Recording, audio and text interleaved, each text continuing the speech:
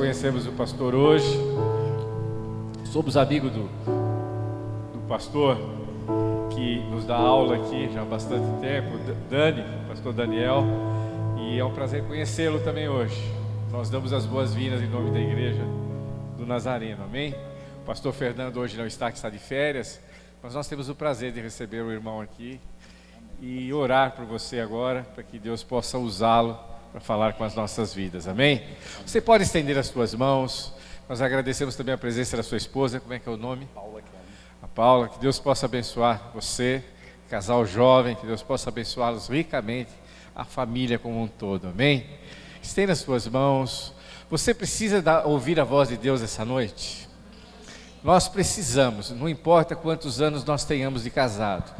Eu já vou completar quase 40 anos de casado, com 38 para 39 anos.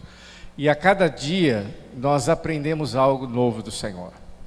A palavra de Deus, ela se renova todas as manhãs para nós. E nós temos exemplos maravilhosos na Bíblia de pessoas já de idade e que aprenderam a andar com o Senhor durante a sua caminhada. Eu só cito uma delas, a esposa de Abraão, Sara, que foi dar à luz já para a idade de ser avó. E ela, em tudo, ela obedeceu ao seu marido na temência de Deus. O marido dela recebeu um convite para sair, segundo a orientação do nosso Deus, para um lugar que ele não conhecia, um lugar que o Senhor indicaria. E aquela mulher era uma mulher de muitos bens, o marido também. Eles deixaram tudo para trás e saíram numa grande aventura, porque Deus havia mandado que eles fossem. Ela podia ter questionado: mas marido, como é que eu vou deixar aqui, vou deixar os meus bens, a minha fazenda, os meus servos, a minha casa, para morar em uma tenda, para morar aí num lugar que eu nem sei onde é? E ela, segundo o temor de Deus, ela seguiu o seu marido o tempo todo. E graças à obediência, ela recebeu a bênção do Senhor. Graças à obediência a Deus e ao seu marido, ela pôde ver o primogênito nascer de uma mulher estéril. Ela pôde ver o seu filho, filho da promessa, aquela que não poderia ter filhos, que era estéril, ser mãe de filhos, porque ela obedeceu primeiro a voz de Deus e depois a voz do seu esposo. Que nós possamos nessa noite também abrir os nossos corações para a palavra que será pregada aqui, e que ela possa alimentar a minha e a sua vida e a tua família. Senhor, eu te louvo, te agradeço, ó Pai, pela vida do teu servo, e eu quero colocar agora diante das tuas mãos, Senhor, que tu possa usá-los, que ele possa ser um instrumento vivo do teu poder e da tua graça, ó Senhor, e da tua misericórdia, para que nós possamos ouvir, Senhor, a tua voz, Senhor, através da vida do teu servo. Abençoa, guarda e, Senhor, dá uma palavra de ousadia, segundo a tua vontade. É o que eu peço nessa noite, e eu agradeço em nome de Jesus. Amém. Que Deus te abençoe, irmão. Tem água se você quiser, fique à vontade. Obrigado, pastor. Graças a Deus. Cumprimento a todos com a paz do Senhor Jesus, amém? Queridos, é um motivo de muita alegria, é uma honra muito grande poder estar aqui nessa noite na presença de Deus, juntamente com os irmãos, na presença do nosso Deus, já louvando, glorificando, exaltando o nome dEle. Sou grato por essa rica oportunidade, por conhecer mais esse povo lindo que vai morar no céu. Tivemos junto lá na formatura do MMI, foi muito bom estar com vocês lá, foi bênção. Eu louvo a Deus mesmo pela vida de vocês. Jairo, meu amigo, que intermediou aí essa ligação nossa para a gente poder estar aqui ministrando, ele e sua esposa, Ana Paula. Sou grato, já conheço eles há algum tempo, né? Deus tem me usado ali desde o começo, né, Jairo? A gente falando, quando Deus ama, Deus cuida. Deus é maravilhoso. Agradeço também aos pastores, pastor Fernando, que está viajando, né? Está de férias, o pastor José Roberto, já conheci uma vez que eu vim aqui num culto de quinta-feira, foi bênção. E os líderes, Adriano e Adriane, né? Que Deus abençoe a vida de vocês. Muito obrigado pela confiança. Que Deus me faça útil aqui nessa noite para a edificação do corpo de Cristo, que esse é o propósito, amém? Queridos, abra sua Bíblia comigo. Está comigo, né? Como já foi apresentado, minha esposa linda, Eu sou o Nelson, casado para sempre com a Paula Kelly, me acompanhando como sempre. Sou pai da Emanuela, mas a Emanuela chegou em casa dormindo, a sogra foi lá e está de babá dela. Mas Deus é bom, foi maravilhoso. Abra sua Bíblia comigo, no Evangelho que escreveu Mateus, capítulo 7, um texto muito conhecido das Sagradas Escrituras. Mateus, capítulo de número 7, nós vamos ler 3 versos, versos 24, 25, 26 e 27. Amém? Diz assim a tradução que eu tenho em minhas mãos: todo aquele, pois, que escuta essas minhas palavras e as pratica, assemelhá-lo-ei ao homem prudente, que edificou a sua casa sobre a rocha. E desceu a chuva, e correram os rios, e assopraram os ventos, e combateram aquela casa. E não caiu, porque estava edificada sobre a rocha. Aquele, pois, que ouve estas minhas palavras, e não as pratica, eu vou compará-lo ao homem insensato, que edificou a sua casa sobre a areia. E desceu a chuva, e correram os rios, e assopraram os ventos, e combateram aquela casa, e caiu, e foi grande a sua queda. Pode tomar o seu assento em nome de Jesus. Queridos, eu vejo nesse texto aqui coisas grandiosas e maravilhosas que o Senhor Jesus, Ele nos ensina. O Senhor Jesus, como um bom pedagogo, como um bom didata que Ele era, o que Ele ensinava era simplesmente o que Ele praticava. Jesus mesmo, Ele declarou por muitas vezes que Ele só fazia o que viu o Pai fazer. Ele só falava o que ouviu o Pai falar. Ou seja, Jesus, tudo que Ele ministrava, tudo que Ele pregava, Ele vivia a profundo. Então Ele era um modelo, Ele ainda é o nosso modelo, Cristo é o nosso modelo. E aqui nós vemos Ele trazendo esse ensinamento através dessa parábola, ou através dessa analogia, dessa figura de linguagem, aonde Ele fala de 2 pessoas, 2 homens que escutavam, 2 homens que estavam atentos, ouvindo. Esses homens escutavam, esses homens também edificavam. Ou seja, nós vemos aqui 2 homens que estavam atentos àquilo que Jesus falava, nós vemos 2 homens que estavam edificando, mas nós vemos aqui a diferença entre um que ouvia e praticava, outro que ouvia e não praticava. Aqui o que me chama a atenção, em primeiro lugar, é você escutar, é você ouvir, é você passar a conhecer. E aqui nessa noite eu quero trazer um pouquinho da minha biografia de vida, ou seja, da minha história de vida. Já que eu sou ministro aqui nesta noite, estou aqui com a responsabilidade de ministrar a palavra, eu gostaria que vocês me conhecessem a partir daquilo que eu vou falar da minha história de vida. Porque eu vejo aqui 2 personagens que Jesus fala de 2 homens que escutavam. Agora eu quero falar de um homem que não escutava, para nós chegarmos no texto e desenrolar essa passagem. Nós vemos aqui Jesus falando de pessoas que escutavam, mas nós precisamos entender que nem todos ainda escutaram a palavra de Jesus. Nós precisamos entender que há um período na nossa vida, porque Jesus está dizendo, todo aquele que escuta essas minhas palavras, todo aquele que escuta.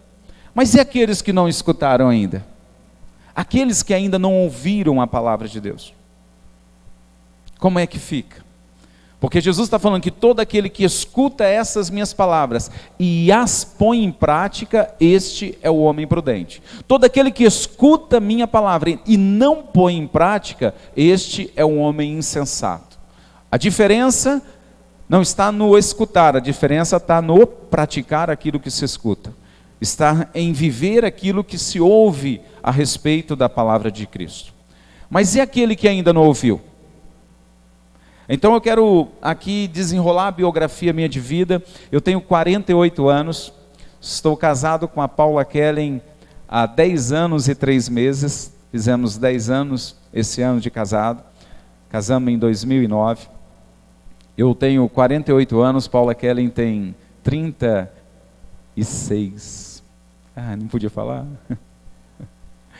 Paula Kellen tem 36 anos, somos 12 anos de diferença. Somos pais da Emanuela, que tem 7 anos de idade. Conhecemos a Cristo há mais ou menos 12 anos. Cristo nos alcançou pela sua misericórdia, pela sua graça. Cristo nos alcançou pela sua bondade. Cristo nos alcançou pela sua soberania. Mas até então, antes desses quase 13 anos de conhecimento do Evangelho, eu não tinha ouvido falar. Eu não tinha conhecido a palavra de Cristo. Então a minha história de biografia é a história de quem já teve um casamento. E hoje estou pregando para casais. De um homem que foi casado aos 20 anos de idade. Fui casado em 1990. Me casei muito jovem, de 19 para 20 anos. Tive uma filha que hoje está com 28 anos, se chama Maiara, é uma princesa. Tem um neto de 4 anos de idade que se chama João. E ganhei de quebra um genro que para mim é um filho, que se chama Christian. Então eu tenho uma família, a partir do meu primeiro relacionamento. Tenho uma filha, tenho um neto, tenho um genro que trato como filho. Eu fui casado de 1990 a 1995. Com 5 anos de casamento, após enfrentar muitas crises, por não conhecer a palavra de Deus e por ser alguém que não ouviu, e por alguém que não ouviu e não conheceu, edificava por si mesmo. Porque é assim que a vida é. Jesus está dizendo que aquele que ouve e pratica é o homem prudente, está vivendo aquilo que Deus espera dele. Aquele que ouve e não pratica, ele é o homem prudente. Mas aquele que não ouviu, aquele que não tem o conhecimento, aquele que ainda não teve o conhecimento da palavra de Jesus, ele edifica como? Ele edifica sobre si mesmo, ele edifica sobre os fundamentos do mundo, ele edifica sobre aquilo que o mundo ensina a respeito de casamento, a respeito de família, a respeito de compromissos conjugais. Ele começa então a edificar sobre aquilo que ele aprende na sua juventude e na sua mocidade. Em 1996 me divorciei. Em 1996 eu e a minha primeira esposa nos divorciamos. Ficamos pais, separados da Maiara. Batalhamos para que a menina não fosse influenciada pelos nossos erros. Começamos a educar a minha filha. Independente dos nossos erros, independente da nossa falha, nós poupamos a nossa menina. A Maiara é uma menina cristã, ela serve a Deus em uma igreja batista em Campinas. Ela, o seu esposo, o meu netinho ama estar na igreja, estar em comunhão com as pessoas. São um casal temente a Deus. Ele foi o primeiro namorado dela e começaram a namorar. Ela começou a namorar com 15 anos, ele já com 19. 5 anos depois, em 2010, eles se casaram, formaram uma família. E eu louvo a Deus por isso, porque mesmo por eu ter sido um pai que não conhecia os mandamentos de Cristo, não conhecia a palavra de Cristo, Deus concedeu a mim a graça de que minha filha conhecesse a Cristo, que a minha filha conhecesse, tivesse um bom testemunho a partir da palavra de Deus e constituísse uma família a qual ela valoriza muito nos dias de hoje. E no decorrer da minha vida nós erramos. Quando foi em 2005, novembro de 2005, eu vivia no mundo, vivia distante de Deus, fazia o que eu queria porque não conhecia a Cristo, não conhecia a palavra de Cristo. Em novembro de 2005, eu estava em uma boate, em uma cidade chamada Bebedouro, porque eu não sou de Ribeirão, sou de Ibituba, distrito de Pitangueiras. Eu estava numa boate como de costume. Era uma pessoa da noite, era uma pessoa que gostava da noite, era uma pessoa que gostava de estar na noite. E eu estava nessa boate, havia uma noite de festividade nessa boate, e naquela noite a minha esposa, que na época não a conhecia, foi para essa cidade de Bebedouro, porque o pai dela morava lá. E ali nessa cidade, ela foi numa pizzaria ao lado dessa boate, e a irmã dela quis conhecer a boate. Então elas entraram, elas começaram a entrar nesse ambiente, porque também ela não conhecia Cristo. E ali nós nos conhecemos naquela noite. Ali nós passamos a nos conhecer, conversamos, trocamos ali número de telefone, e daí para frente começamos a ter contato. Para você ter ideias, irmãos, eu não sei o que ela pode ter imaginado, porque naquela noite era noite funk. Olha para mim, eu tinha 34 anos na época. Dá para imaginar um cara como eu dançando funk, irmãos? Mesmo sendo do mundo. Mesmo sendo do mundo. Então assim, eu fico imaginando o que ela deve ter presenciado, o que ela deve ter visto, porque eu andando já sou feio. Eu imagino eu dançando. Mas a gente vive tão cego, né? Então eu acredito que eu deveria me achar bonito dançando, eu deveria me achar bonito fazendo o que eu fazia. Mas algo chamou a atenção nela. Com certeza não foi os meus cabelos, porque eu já era careca nessa época. Eu sou careca desde os 25 anos. Com certeza não foi o meu penteado, não foi o meu corte de cabelo. Entendeu? E nós vemos que algo chamou a atenção dela, e é onde eu começo a entender os planos e os propósitos de Deus.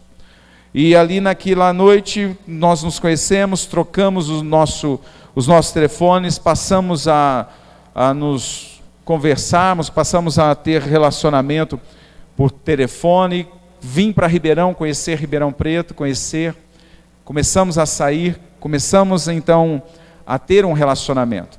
A partir desse momento, nem eu e nem ela tinham uma vida com Deus, tinham um conhecimento daquilo que Deus tinha para nós.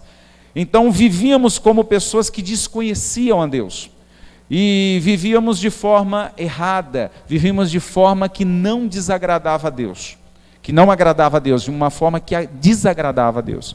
E então nós começamos a nos relacionar. Passado um período de tempo, ela foi visitar uma igreja a convite de uma vizinha dela, e quando ela adentrou nessa igreja, o Espírito Santo compeliu o coração dela, através do que foi ministrado, através do que foi falado, e 2 anos já fazia que nós estávamos juntos, e até então a nossa vida era o quê?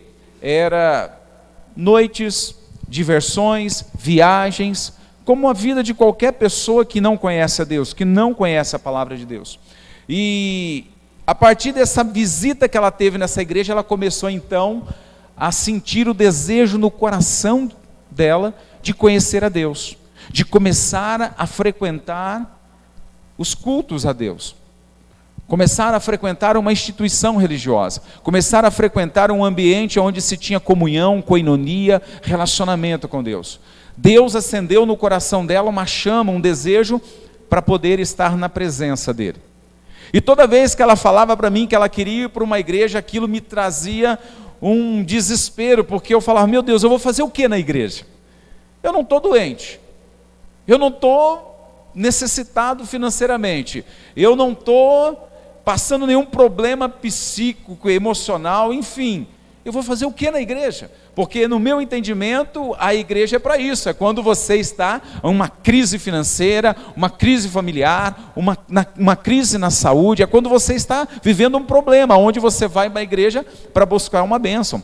Porque o evangelho que nós vemos sendo pregado, que é um evangelho pragmático, é um evangelho que nós vemos sendo pregado cotidiano, que te apresenta o Deus como aquele que vai solucionar todos os problemas da sua vida. Eu não tinha entendimento que Deus ele é santo, que Deus ele é soberano, que Deus ele é digno de toda honra, toda glória, todo louvor e adoração. E quando eu vou à igreja, quando eu me reúno como igreja, é para adorá-lo, é para servi-lo, é para honrá-lo, é para dar a ele a devida glória. Então eu não tinha esse entendimento. Então eu falava, meu Deus, o que eu vou fazer na igreja? Se eu for para a igreja eu tenho que parar com o shopping, se eu for para a igreja eu tenho que parar com os bailinhos, se eu for para a igreja eu tenho que parar com as noitadas. E aí estava se cumprindo na minha vida aquilo que Jesus disse em João capítulo 3, onde a luz se manifestou ao mundo, mas nós amamos mais as trevas do que o mundo, mais as trevas do que Cristo, amamos mais o mundo do que Cristo. Então a luz se manifestou, mas nós não vemos para a luz para que as nossas obras não sejam reprovadas, porque as nossas obras são más. Então o fato de eu não vir todas as vezes que ela queria, isso provava que o meu coração estava nas coisas do mundo, porque eu ainda não conhecia a palavra de Cristo, e eu criava resistência para vir na presença de Deus. Então ela foi insistindo, 8 meses se passaram. Ela recebe um telefonema num domingo. Quando ela recebe esse telefonema, nesse domingo, ela se entristece porque uma amiga dela de trabalho falece, e essa amiga faleceu. E naquele momento ela chora, angustia e me abraça. E o que me surpreende é a pergunta que essa moça faz. Ela fala assim: se eu morrer hoje, o que acontece comigo? Se eu vier a óbito como a minha amiga veio, o que acontece comigo?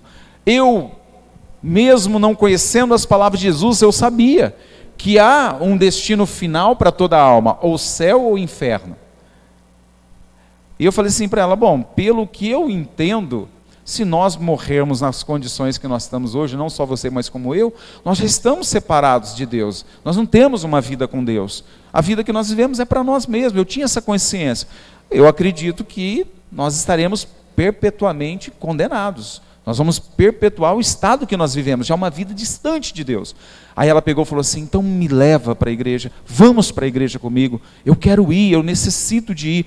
Havia dentro dela algo queimando, havia dentro dela um desejo de conhecer a Deus, de se relacionar com Deus. E ali então, eu disse para ela: nós vamos. Mas quando eu disse nós vamos, e eu abracei ela, eu disse da boca para fora. Aquilo não estava no meu coração. O meu coração não queimava para conhecer a Deus. O meu coração não ardia de desejo por conhecer a Deus. E quando eu abracei ela, eu falei: nós vamos, eu abracei ela.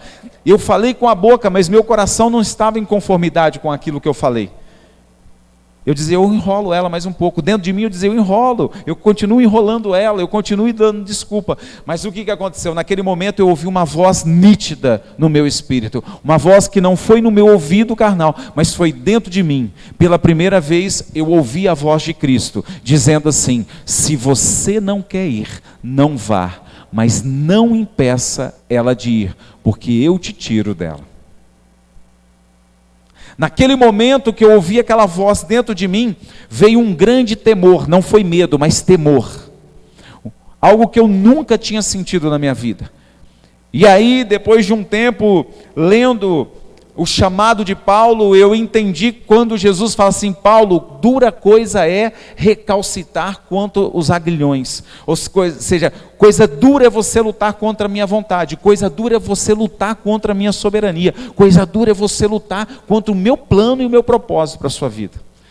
Aí naquele momento, houve um grande temor, eu falei assim: nós vamos. E daí para frente nós começamos a procurar um lugar e um ambiente, e louvado seja Deus, porque não fomos nós que encontramos a Cristo, mas foi Cristo que nos encontrou. Ele nos alcançou, Ele nos encontrou, Ele nos tirou do mundo. Por isso que eu louvo a Deus, porque o próprio Mateus, escrevendo as palavras de Jesus, ele diz que nós erramos por não conhecer as Escrituras e nem o poder de Deus.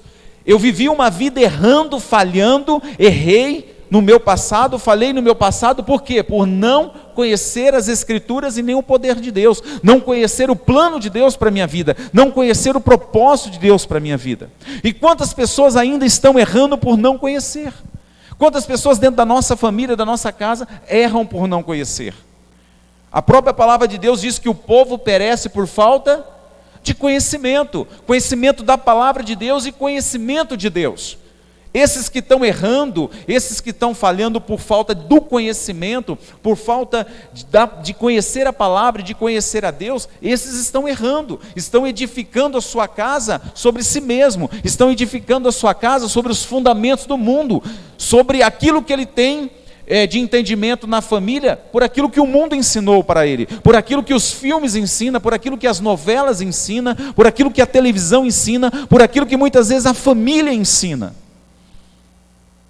Muitos têm edificado a sua casa, a sua família, não por aquilo que Jesus falou a respeito da família, não por aquilo que Jesus deixou testificado a respeito do casamento, a respeito da comunhão entre marido e mulher, a respeito da comunhão entre pais e filhos, mas a respeito daquilo que ele aprendeu vendo com o pai, aquilo que ele aprendeu vendo com a mãe, aquilo que ele aprendeu vendo dentro da família, aquilo que ele aprendeu vendo na sociedade, aquilo que ele aprendeu no decorrer da sua vida. Ele começa a olhar para uma mulher e valorizar a mulher de acordo com aquilo que ele aprendeu na sua amizade. Não por aquilo que Jesus ensina, porque ele ainda não ouviu. Ele ainda não conheceu. Então eu louvo a Deus e glorifico a Deus. Porque, como o apóstolo Paulo diz lá em Atos 17:30, que Deus não leva em conta o tempo da ignorância, do desconhecimento. O apóstolo Paulo, por muitas vezes, defende o seu evangelho, defende o seu apostolado, o seu chamado evangelístico, o seu chamado apostólico, dizendo que ele foi homicida, que ele foi perseguidor da igreja, ele foi zeloso, mas que Deus não levava em conta o tempo da sua ignorância. Em que Paulo era ignorante? Porque Paulo era mestre da Torá, Paulo foi ensinado aos pés de Gamaliel, Paulo conhecia tudo a respeito da lei, mas Paulo não conhecia a Cristo, Paulo não conhecia a graça de Cristo, Paulo não conhecia o favor de Cristo, Paulo ainda não conhecia o amor de Cristo, Paulo era ignorante no conhecimento de Cristo. Assim como eu vivi uma vida na ignorância, assim como a minha esposa viveu uma vida na ignorância, assim como muitos de nós vivemos uma vida outrora na ignorância, no desconhecimento da palavra, no desconhecimento de quem é Deus, no desconhecimento da vontade e dos planos de Deus para a nossa vida, para a nossa família, para a nossa casa. E erramos por isso, erramos por não conhecer, erramos porque não conhecemos a Deus, porque não conhecemos a palavra de Deus. E eu gosto muito do que está lá em Efésios capítulo 2, você não precisa abrir, eu vou abrir aqui e ler, porque é algo que refrigera a minha alma, porque se tem uma coisa que muitas vezes a gente se culpa, a gente se automutila, a gente se autocondena por conta do nosso passado. E eu, por muitas vezes, quando nós fomos e começamos a conhecer a Cristo, quando nós decidimos ali fazer uma aliança com Cristo, quando descemos as águas do batismo, quando ali agora resolvemos colocar a nossa vida no caminho de Deus, nós então queríamos separar, nós queríamos largar. Falei, se é para seguir a Deus, então a gente separa, a gente larga. Eu já fui casado, né? Você já foi casado, então a gente separa. A gente vai viver a sua vida com Cristo, eu vou viver a minha com Cristo, e nós vamos separar. Por quê? Porque nós precisamos. E então ali nós começamos a viver agora uma vida com temor a Deus, com obediência a Deus, querendo conhecer a palavra de Deus. E eu louvo a Deus porque quando eu leio esse texto, traz refrigério. Paulo, ele diz que a salvação é pela graça, ele vai dizer no capítulo 2 assim, e vos vivificou, Deus vos vivificou, estando vós mortos em ofensas e pecados. Eu estava morto, ela estava morta em ofensas e em pecados, e que no outro tempo nós andávamos segundo o curso desse mundo, ou seja, sem conhecimento de Deus, mas segundo a vontade desse mundo, segundo o príncipe da potestade do ar, do espírito que agora opera nos filhos da desobediência, entre os quais todos nós antes andávamos nos desejos da nossa carne, fazendo a vontade da carne e dos pensamentos, e éramos por natureza filhos da ira, como outros também são. Então quando eu começo a olhar esse texto, eu vejo que Deus me amou mesmo eu estando errando, Deus me amou mesmo eu estando falhando, Deus me amou mesmo eu estando no mundo, andando segundo o rudimento desse mundo, segundo a vontade desse mundo, segundo as vontades da minha carne. Deus me amou, e ele vai dizer assim, mas Deus que é riquíssimo em misericórdia, pelo seu muito amor com que nos amou, estando nós ainda mortos em nossos pecados, nossas ofensas, nos vivificou juntamente com Ele, com Cristo. Pela graça sois salvos, e nos ressuscitou juntamente com Ele, e nos fez assentar nos lugares celestiais em Cristo Jesus. Eu glorifico a Deus, porque Deus não leva em conta o tempo da ignorância. Eu glorifico a Deus, porque Deus escreveu uma nova história na minha vida. Eu glorifico a Deus, porque Deus não imputou a mim os pecados meu praticado, mas imputou em Cristo na cruz do Calvário. Lá na cruz do Calvário eu entendi que todos os meus pecados Deus lançou em Cristo. Lá em Cristo os meus pecados foram lançados. Em Cristo eu sou justificado, em Cristo eu sou santificado, em Cristo eu sou regenerado, e em Cristo todos nós seremos glorificados quando Ele vier buscar a sua igreja. Então, quando eu olho para o meu passado, eu não tenho muito que me orgulhar, pelo contrário, eu tenho muito que me entristecer. Mas eu entendo que tudo o que eu fiz foi pelo desconhecimento da palavra de Deus. Tudo o que eu fiz foi pelo desconhecimento do plano e da vontade de Deus. E muitos têm errado, e muitos têm falhado por não terem ainda ouvido. Agora, quando nós voltamos lá para aquilo que Jesus fala, Jesus ele está falando de dois homens que ouvem a palavra de Deus. Está falando de todo aquele que ouve, homem e mulher. A palavra homem aqui é genérico.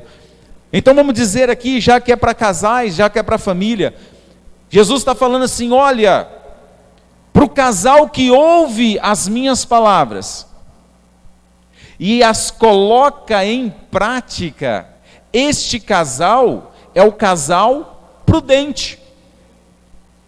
Este casal é o casal prudente, que está edificando a sua casa sobre a rocha. Dentro da cultura judaica, diferente da nossa, é um povo que mora no Oriente Médio, e que cresceram e constroem no deserto. Agora, quando Jesus está falando essa analogia de construir a casa sobre a rocha, esses homens entendiam muito bem, pastor. Por quê? Porque lá se tem areia e pedra, é um lugar deserto, onde se tem muita areia e muita pedra. Ele está dizendo o seguinte: olha, o homem que ouve as minhas palavras e vai vivê-la, e vai praticá-la na sua vida, é o homem prudente, que está tirando a areia, porque lá era assim, toda construção precisava se fazer o que antes de erguer? Começar a tirar, escavar a areia.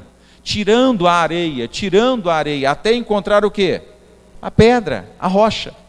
Era um processo de se eliminar toda a areia e encontrar a rocha. A hora que encontrou a rocha, o que ele fazia? Ele começava então a levantar as suas paredes, porque encontrou o quê? O fundamento, encontrou o quê? O alicerce. Nós estamos vendo essa parede de pé. Mas por que elas estão de pé? Porque é um alicerce, porque é algo que está dando sustentação. Jesus está dizendo assim que o edificador, aquele construtor, o casal prudente, é o casal que não vai se precipitar em construir a sua vida, o seu relacionamento familiar, o seu relacionamento com filhos a partir da areia. Ele vai ter que ter trabalho para remover a areia. E quantos que dentro da igreja, em vez, conhece a palavra de Deus, ouve Jesus falar, ouve as ministrações, mas são precipitados e continuam construindo a sua casa sobre areia. Não querem tirar areia, porque o que é o edificador? O edificador é o trabalhador. E edificar dá trabalho? Edificar dá trabalho. Para derrubar é rápido, não é, irmãos? Quando você vê, quando vai derrubar uma casa, uma construção, é muito rápido. Mas para erguer é trabalhoso. A edificação, a construção de um casamento, a construção de um relacionamento, ele é trabalhoso. A areia precisa ser removida. A areia precisa ser tirada. Nós vemos essa construção aqui linda, maravilhosa, mas quando ela começou, precisou se fazer o quê? Garanto que precisou tirar entulhos daqui, precisou limpar o terreno, precisou preparar o terreno. Algumas áreas precisaram ser socadas, outras áreas precisaram ser cavadas. ferragens precisaram ser colocadas, concreto, houve o quê? Trabalho. A vida nossa, construída em Cristo, na sua palavra, exige de nós o quê? Trabalho. Edificar o casamento exige de nós trabalho. E aqui nós vemos o quê? Jesus falando que aquele que ouve e tira a areia e encontra a rocha, ele é o homem prudente, que está edificando a sua casa sobre a rocha. E ele fala de circunstâncias, tanto para o homem prudente, quanto para o homem imprudente. O homem prudente, que construiu a sua casa sobre a rocha, sobre os mandamentos, sobre a palavra de Cristo, que está praticando aquilo que Cristo diz para o casamento, esse homem prudente, ele está isento de que venha a chuva? Ele está isento de que venha a tempestade? Ele está isento de que venha a água e os ventos? Não está isento. Na nossa vida cristã, nós não estamos isentos das lutas e das adversidades. Estar em Cristo e Cristo estar em nós não nos isenta de problemas, não nos isenta de dificuldades, não nos isenta de enfrentarmos problemas. Jesus está dizendo, olha, a casa está edificada sobre a rocha. O que vai vir sobre ela agora? A água. O que vai vir sobre ela agora? A chuva. O que vai vir sobre ela agora? Os ventos. Vão combater, vão batalhar. Para quê? Para tentar derrubar. Mas a casa está sobre um fundamento, que é a palavra de Deus. E agora a casa permanece de pé. O que é estar sobre os fundamentos? É entender aquilo que Cristo fala a respeito da vida familiar. Por exemplo, nós temos orientações aos maridos. Maridos, amai as vossas esposas como Cristo amou a igreja e a si mesmo se entregou por ela para a santificar. Não é isso? Isso é um fundamento. Como é que eu tenho que amar a Paula Kelly? Eu tenho que amar a Paula Kelly se a Paula Kelly me amar, se ela for uma boa esposa, se ela me honrar. Não. A palavra de Deus está dizendo que eu preciso amar a Paula Kelly como Cristo amou a igreja. E como Cristo amou a igreja? Quem é a igreja aqui? Somos nós. Como Cristo te amou? Sacrificialmente, incondicionalmente. Cristo te amou antes que você amasse Ele. Cristo se entregou por você antes que você o conhecesse. Agora, eu amo a Paula Kelly como Cristo amou a igreja, eu preciso exercer esse amor. Por quê? Porque é um fundamento. E a minha vida precisa ser alicerçada sobre esse fundamento. Mulheres, sejam obedientes aos vossos maridos, submissas aos vossos maridos, como Cristo, como a mulher é submissa, como a igreja é submissa a Cristo. Agora, a mulher, ela precisa seguir esse fundamento. Por quê? Porque é um fundamento que Cristo estabeleceu. Eu e a Paula casamos em 2009. E nós achávamos que nós nos conhecíamos bem. Não tínhamos problema na nossa comunhão, no nosso namoro, não tínhamos problema. Mas depois que nós casamos e fomos morar sobre o mesmo teto, começamos a viver uma crise terrível. Nós tínhamos por volta de quase 3 anos de conversão. E 2 anos e pouquinho de conversão. E eu comecei a sentir muita sede, muita vontade de conhecer o plano de Deus sobre a minha vida. E agora nós casados, eu muito feliz, contente, alegre, porque estava tendo a oportunidade de fazer tudo diferente. Estava tendo a oportunidade de construir uma família, de novamente amar uma pessoa, honrar essa pessoa, fazer tudo o que eu não fiz no passado. Eu desonrei pessoas no passado, porque se eu tivesse o conhecimento da palavra que eu tenho hoje, eu tivesse ouvido as palavras de Cristo naquela época, eu não teria feito tudo o que eu fiz, eu não teria vivido da forma que eu vivi. E agora eu estava tendo a oportunidade de fazer tudo diferente, estava tendo a oportunidade de ser um homem um marido de verdade, um companheiro, de ser um pai verdadeiro, um pai que realmente honrasse os seus filhos, um pai que realmente ensinasse os seus filhos no caminho que eles devem andar, um marido que realmente amasse a sua esposa como Cristo ama a igreja, um marido que realmente se sacrificasse pela sua esposa. Eu estava tendo toda essa oportunidade agora. E agora, vivendo esse casamento, nós entramos numa crise terrível. As águas começaram a combater contra a minha vida, contra o meu casamento. As chuvas começaram a cair, os ventos começaram a soprar, as dificuldades começaram a vir. Nós começamos a viver uma fase de adaptação difícil. Nós não nos entendíamos mais. Aquele casal de namorado que se entendia muito bem, agora dentro de casa não se entendia. O diálogo praticamente havia acabado. Toda vez que eu conversava, ela ficava muda, ela se calava, e aí eu não conseguia entender o que ela estava passando, eu não conseguia entender o que ela estava vivendo, eu não conseguia achar espaço para que eu conseguisse ver um caminho para conseguir vencer essa dificuldade, essa barreira. Então nós começamos a viver uma crise terrível, e o que me restou foi orar, foi ir para a Escritura, o que me restou foi buscar em Jesus as suas palavras, o que me restou foi começar a olhar se a minha vida estava edificada nos mandamentos de Cristo, na palavra de Cristo. E eu comecei então a orar, eu comecei então a buscar em Deus a solução para isso. Falei: Senhor, se realmente é a oportunidade que o Senhor me deu, por que eu estou vivendo isso?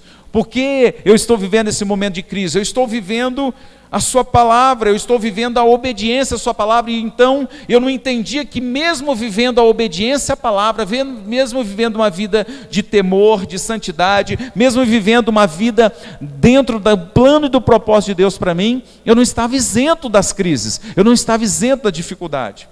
E eu comecei a orar, a falar com Deus, e ali eu não conseguia ver resultado, pastor. Sabe quando você entra naquele momento de busca em Deus, e você fala: Deus, se sou eu que estou errando, me mostra o que eu tenho que fazer diferente, o que eu tenho que mudar, onde eu preciso ser moldado, aonde eu preciso me corrigir, e eu não conseguia. Parece que as coisas não iam, não andavam, não fluía, parece que o nosso relacionamento não ia, a ponto de, um certo momento, eu dizer assim: Senhor, será que eu vou ter que desistir? Deus, será que eu vou ter que abandonar tudo? Não foi para isso. Quando eu olho para a sua palavra, o Senhor é Deus de um só casamento, o Senhor é Deus de fidelidade na aliança. O Senhor me fez entender que eu preciso honrar a minha aliança até que a morte me separe. O Senhor me fez entender que o Senhor é o Deus que honra, que preserva a aliança. O Senhor é o Deus que vai julgar tanto os adúlteros quanto os impuros, porque digno entre todos é o matrimônio. Eu não estou conseguindo entender por que eu estou vivendo essa crise. E ali, depois de muito orar, Deus então fala que eu deveria me olhar com a ótica dela. Deus fala assim: você já se olhou com a ótica dela? Você já colocou os óculos rosa para se ver como ela está vendo essa situação, tentar entender como ela está vendo o seu casamento, o relacionamento de vocês?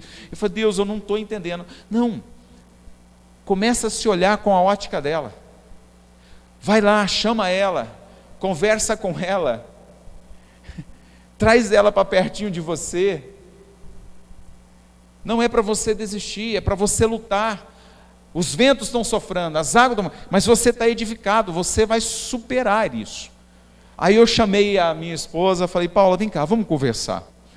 Deus falou assim: pega uma folha em branco, dá para ela, e fala para ela assim: amor, escreve tudo o que você vê em mim. Me deixa me ver com os seus olhos. Me permita me ver com a sua ótica. E aí eu sentei, conversei com ela, falei para ela que era Deus que tinha me dado essa orientação. Ela catou o papel, olhou para mim e naturalmente falou assim: não, eu não vou escrever nada ao seu respeito.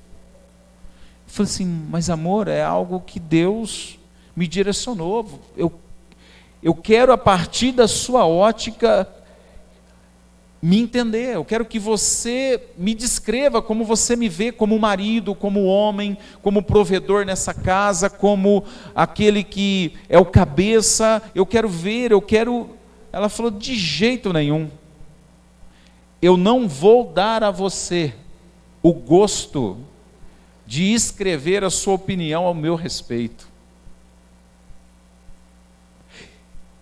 Se eu escrever ao seu respeito, você vai querer reescrever ao meu. Eu não vou te dar o gostinho porque não me interessa a sua opinião ao meu respeito. Dá para entender o nível da crise? Dá para entender o nível que nós estávamos vivendo de crise?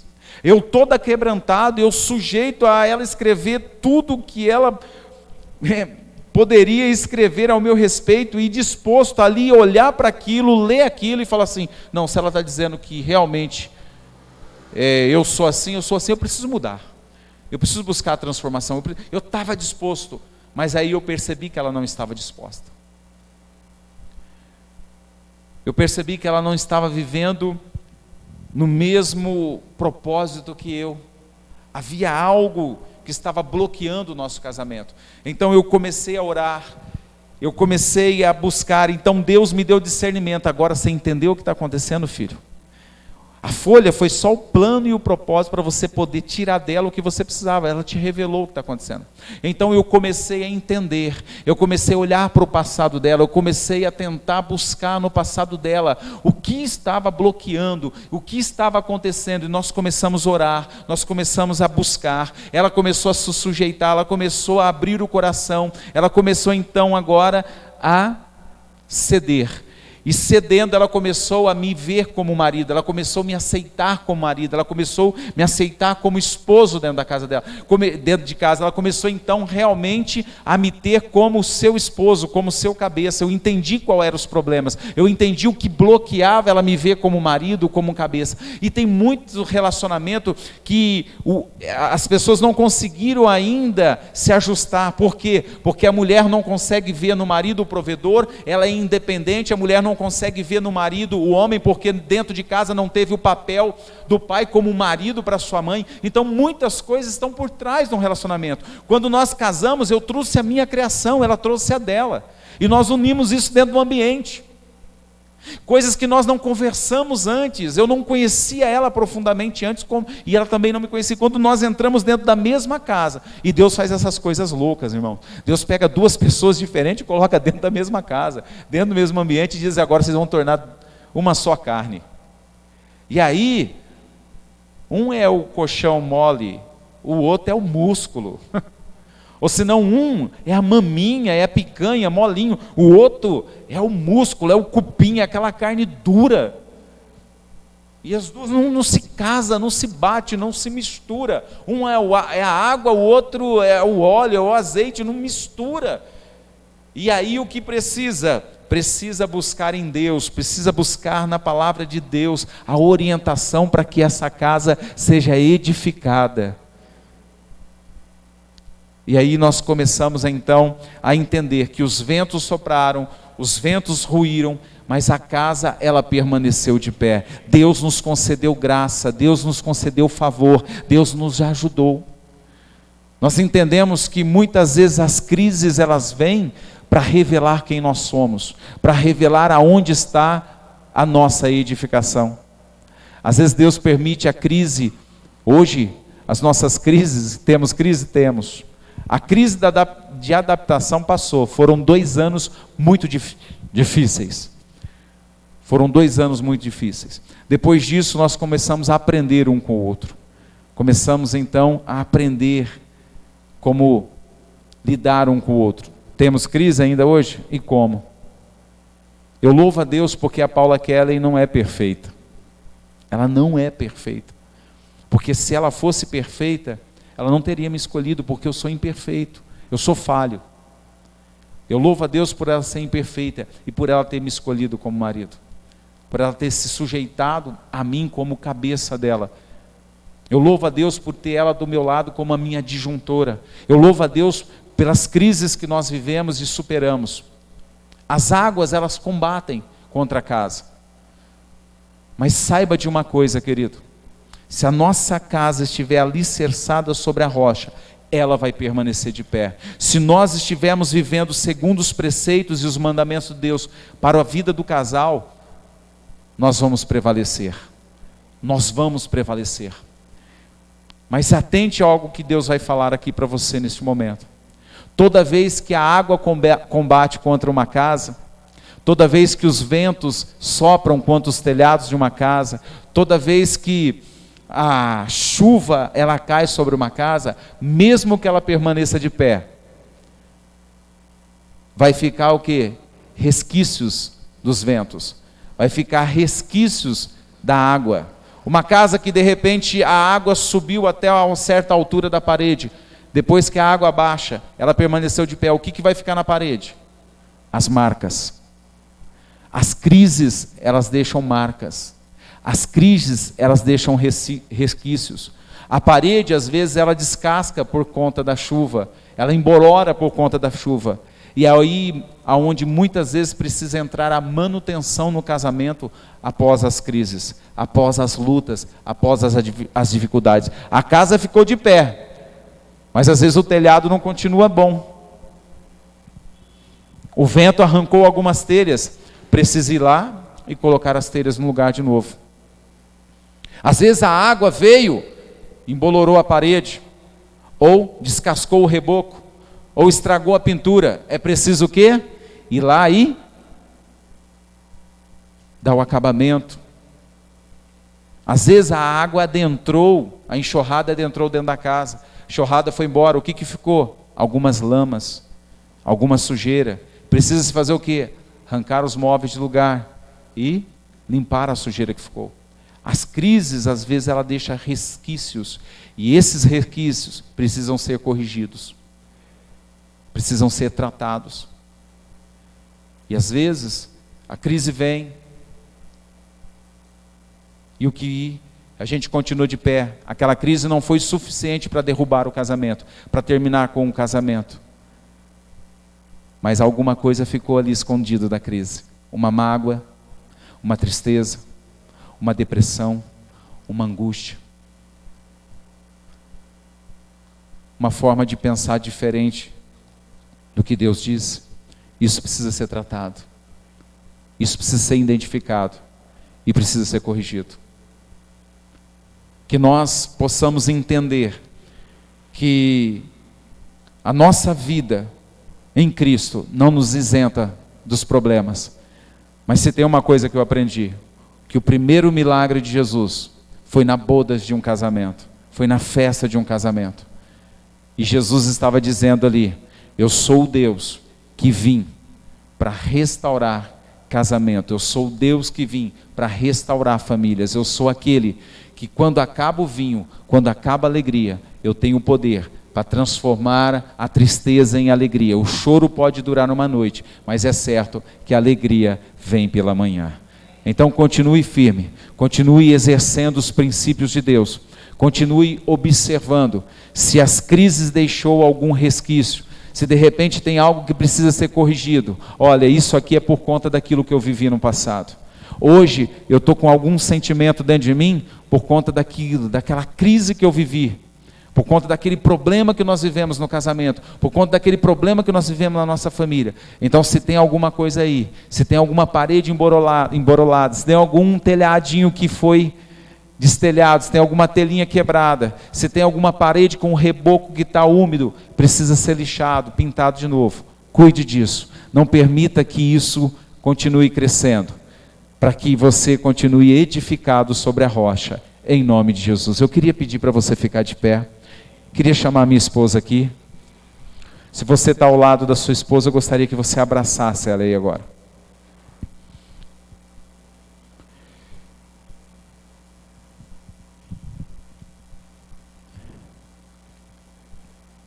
Sabe, queridos, Deus, Ele ama a família. Deus é um Deus de família. Quando Deus olhou para Noé, e Noé achou graça aos olhos de Deus, porque Noé era um homem justo, temente a Deus e andava com Deus. Deus decidiu não salvar só Noé, mas toda a sua família, porque sabia que a família dele era importante. Nós achamos graça aos olhos de Deus. E o que Deus deseja para nós é sempre estar de prontidão para salvar a família. Às vezes Ele não vai nos salvar da crise, mas Ele vai nos salvar em meio às crises. Então eu gostaria que nesse momento você fechasse seus olhos, você curvasse sua cabeça, e você pedisse a Deus, para que Ele desse discernimento a você, para que você venha entender se há algum resquício das crises, ou se você está vivendo uma crise, para que Ele dê você discernimento, para que no meio dessas águas, no meio dessa chuva, no meio desses ventos, você possa suportar firmemente, segundo a vontade dEle. Pai, nós te louvamos, te bendizemos, glorificamos e exaltamos o teu nome, porque o Senhor é o Deus da nossa salvação. O Senhor é o Deus da nossa vida. O Senhor é aquele que nos amou, aquele que nos ama, aquele que nos escolheu, aquele que nos tirou do mundo, nos transportou para a maravilhosa luz do Filho do seu amor. O Senhor nos tirou das trevas e nos fez luz neste mundo, pelo seu amor, pela sua graça, pela sua misericórdia. O Senhor é o Deus que ama a família, o Senhor é o Deus que zela pela família, o Senhor é o Deus que ama todos aqueles que honram a aliança do matrimônio. E como família nós estamos aqui reunidos nesta noite, porque a igreja é constituída por família, o corpo de Cristo na terra é constituído por família, e nós estamos aqui reunidos como família, e como família clamamos ao Senhor, para que as nossas bases sejam fortes, para que nossas bases sejam bem sustentadas pela sua palavra, para que as nossas bases estejam firmes na sua palavra, que nós estejamos cumprindo e vivendo o teu mandamento, a tua palavra, que em nome de Jesus Cristo, o teu Espírito Santo nos conceda graça, assim como a irmã leu aqui nesta noite, Pai querido, que nós venhamos andar em espírito, para que não possamos cumprir a concupiscência da nossa carne, o desejo desenfreado da nossa carne, porque todas as vezes, Pai querido, que inclinamos para a vontade da nossa carne, para o nosso próprio entendimento, nós saímos, Pai querido, do Espírito, nós saímos da direção da sua palavra, mas que em nome de Jesus Cristo, o Senhor nos conduza no centro da sua vontade, o Senhor nos faça entender cada dia mais o plano e o propósito do Senhor para as nossas famílias, que o Senhor venha repreender toda a ação do inimigo contra a família, que o Senhor venha repreender todo agir do inimigo contra os nossos filhos, que o Senhor venha repreender todo o agir do inimigo contra a nossa casa, contra a nossa família, toda cilada do inimigo venha ser repreendido, e que o Senhor venha nos fortalecer, que o Senhor venha nos acrescentar fé, que o Senhor venha nos dar todo o entendimento que precisamos da tua palavra e da vontade do Senhor para a nossa vida, e que a nossa vida esteja edificada sobre a rocha, para a glória, honra e louvor do teu nome. Assim nós oramos e apresentamos a nossa casa, a nossa família ao Senhor, em nome de Jesus, nosso Senhor e Salvador. E todos digam amém. Queridos, eu agradeço a oportunidade em nome de Jesus.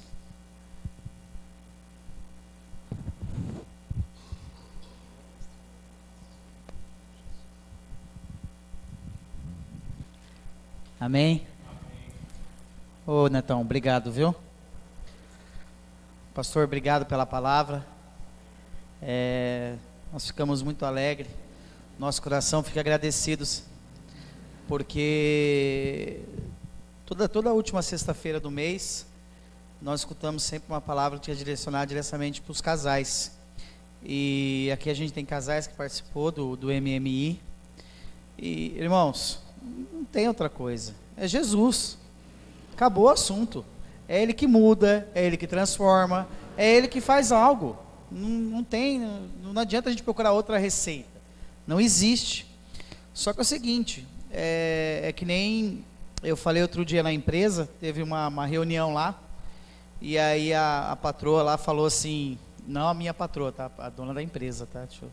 E aí ela falou assim, não adianta só, vocês acham que, não, Deus resolve, não é assim que funciona.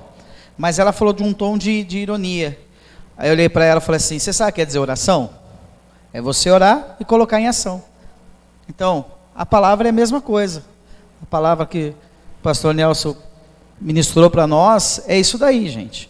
É a gente pegar, assimilar, colocar dentro do nosso coração e colocar em prática. E cuidar da nossa esposa, as esposas cuidar do marido, amém? E a gente continuar firme junto com o Senhor, amém? Agradeço novamente a sua presença, pastor. Agora a gente vai subir, a gente vai ter uma comunhão, tá? E que Deus abençoe a vida de cada um, amém?